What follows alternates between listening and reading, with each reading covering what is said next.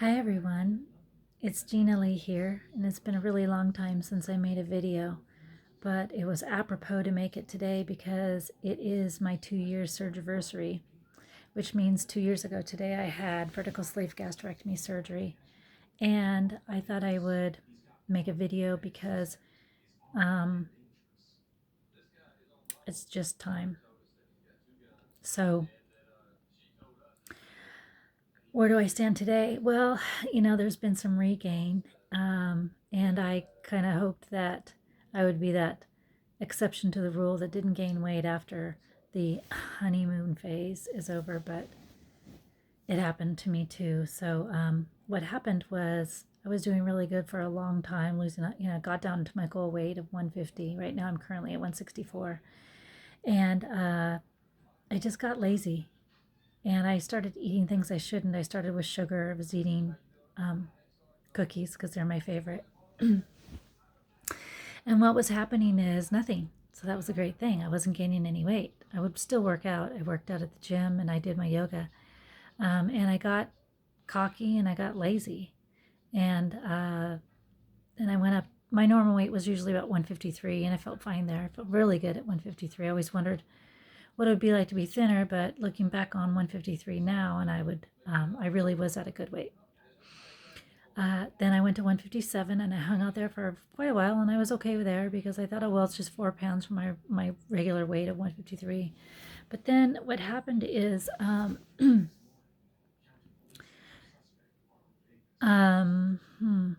I my time became very limited. My daughter had a baby in May, and I am his secondary caregiver, so to speak. So I spend a lot of time taking care of him. And I went from, all this free time on my own. I'm single. I don't have like a family to take care of. My daughter lived with me, but she's, 21, 22 now. So she was on her own. And I had a lot of freedom, which I really enjoyed. I would go to yoga because that's what I do. uh, then when he was born and I had to start watching him after she went back to work in end of June, I found myself sitting on the couch most nights because I have to be at home. I can't go out. I can't certainly go to a gym, and I can't go to yoga with a baby. So I'd just be at home and I would just feel sorry for myself and eat chips, cookies. I did this like every night. I still do it. Um, and then I got up to 161, which was really depressing, and now I'm at 164, which is even more depressing. And I can see it. I can see the weight on me, and I can feel it in my clothes. And some of my pants don't even fit anymore. So yeah, the weight gain is real, and I wasn't exempt from that. So what I'm learning is that food still has this huge pull on me. Like food is, it's, I don't know. I don't even know how to explain it. Mm, but I don't want it to be that way. And I want to be in control and I want to make good choices. In fact, yesterday during my yoga class, and somewhere today I heard it too, on something that I was listening to on YouTube, some type of motivational talk, was the choices that we make today um, form what our future will be. And that's definitely true with food for me and for you. So, for those that eat healthy and have a well rounded diet, those choices today are good long term because you don't gain weight or you're healthy. And the choices that I've made um, now show up on the scale. So, it's really something that I wanted to consider about what I do today, what my choices are today that I do now that will affect me in the future. Like the times I would eat all those cookies and I would eat those chips and I would get on the scale the next day and nothing happened, and I would think, oh, see, so it didn't do anything to me. Well, it wasn't that day that those choices were affecting me. It's today. It's 14 pounds later. But otherwise, I am very happy with the surgery still. I never had any complications, which is good. Um, it it gave me the opportunity to feel myself in a body that I never knew existed. I mean, I've been at 150 before a long time ago, but I certainly didn't remember what it felt like. I love being 150. I love my yoga practice at 150. I love my way my clothes fit me. I love the way I can move around.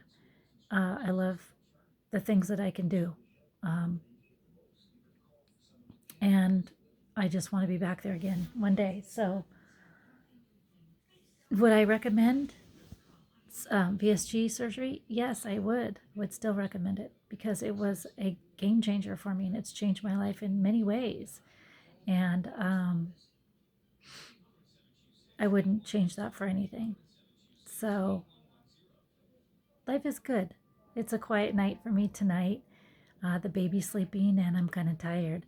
But, oh yeah, and also today is December 9th, which is a friend's, well, he ended up being my boyfriend when I moved here to Portland. It was his birthday, but he died last year. So he died this year, January of this year. So it's a bittersweet day for me for thinking about him because, you know, life is so short. And I think I've talked about this before with other people that I've had pass away around me. And we always think we're going to just live forever. And we don't. And it's important to live each moment in the way that we want to. Like, what are you doing with your job? You know, what are you doing in your marriage? What are you doing with your finances? And what about your relationship with your children or your friends or your parents? You know, are we doing the things that we want to do within our lives? Like, if this was my deathbed, am I happy with where I am, with how I've treated people? There's always room for improvement. And I strive for that every day, and I fail at it every day too. I am human, and I'm imperfect, but I would really want to be able to walk away or die knowing that I showed my true self to others and I was being real with them.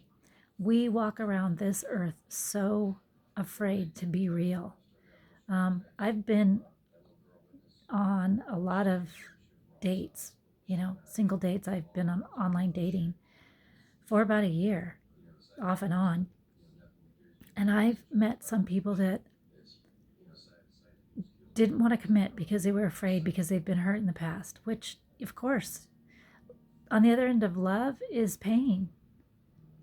On the good side of things, there's always a polarity opposite of it, which is the exact opposite. It hurts. But do we sacrifice not feeling something good so that we don't feel at all? No, we live. We have the deep conversations.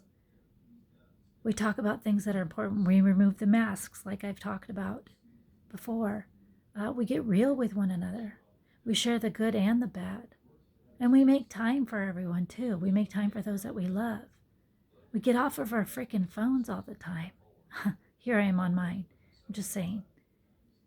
We get off of our phones and we get real with what's going on because in a moment we could be gone, just like my friend Darren.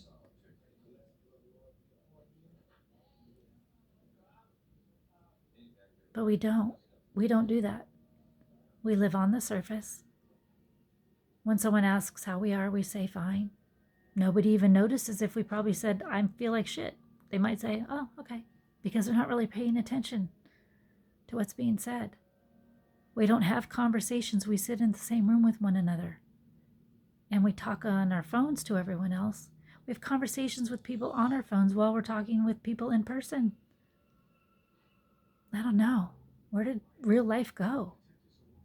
Me included.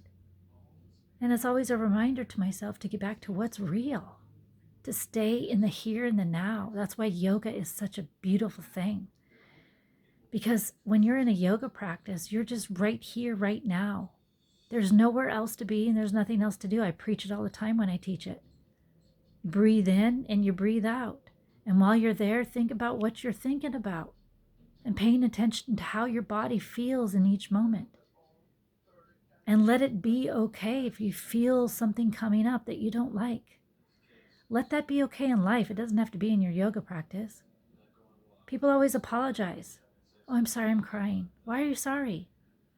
When someone's crying, we want to coddle them and tell them it's okay and not make them cry. Let them cry.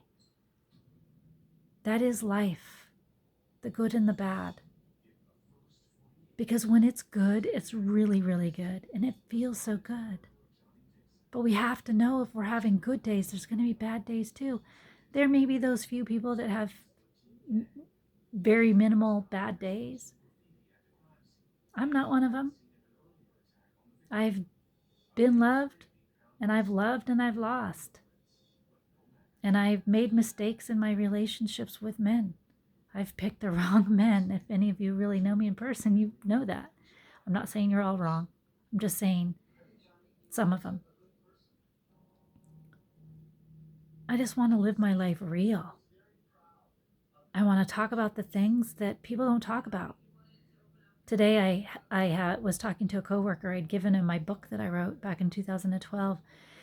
And he said he would finish it up this week. And I said, well, what do you think? And he says, I think you were too honest at times. And I said, oh, really? What about? And I don't know what he was referring to. He didn't tell me. But I thought, had I not been honest, I wouldn't have been myself.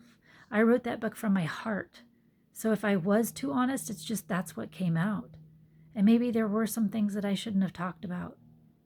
But there's not.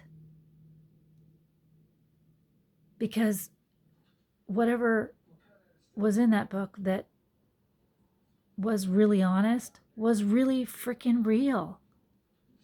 We just need to be real with people.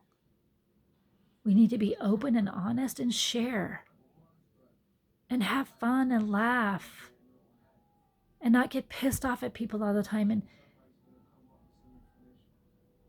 not take our baggage with us. And when someone changes, notice the changes and love them for who they are today, not who you think they used to be back in the day. That's what happens to me too. I find that with a few of my loved ones. They still look at me like I used to be, not how I am now. I've done a lot of self-study and personal growth, and I'm a work in progress. But I've done the work. And I've seen who I am, and I've seen some areas that I need to change, and I'm sure there's other areas that I need to see that I haven't even seen yet. Like Dr. Phil says, you can't change what you don't acknowledge. But I'm trying. And when I hear someone talk about me, or not about me, but mention something that maybe is not such in a positive way, I want to know what it is so I can work on it. Because when I leave this earth, I want to have made the world a better place in some way. That's why I share yoga with other people. I love teaching yoga because it's changed my life. It's gotten me in touch with who I am internally, and it's allowed me the opportunity to meet amazing people that have led me to other areas, like my spiritual teacher, Barbara DeAngelis, a lifesaver, a life changer for sure. There's so much to do in this world, and there's so much to learn, and there's so much to not fluff off, and not just because you don't believe it doesn't mean it doesn't exist. And not strive after the dollar. It's great if you make a lot of money. I mean, I don't know what that's like, but that would be great. But that's not what it's really about. We don't need more. We just don't. We don't need more Christmas presents. We need more love, and we need more realness in this world. And now I'm rambling. Anyway, and it started with weight loss, which is such a superficial thing, but it's what I needed. It's what I needed to change me, and it's made a difference. So I'll leave you with this note that nothing is ever as bad as you think it will be. And if you hear the whispers that are talking to you, listen to them and move in the direction of them. They'll never steer you wrong. Have a great night. Thanks for listening.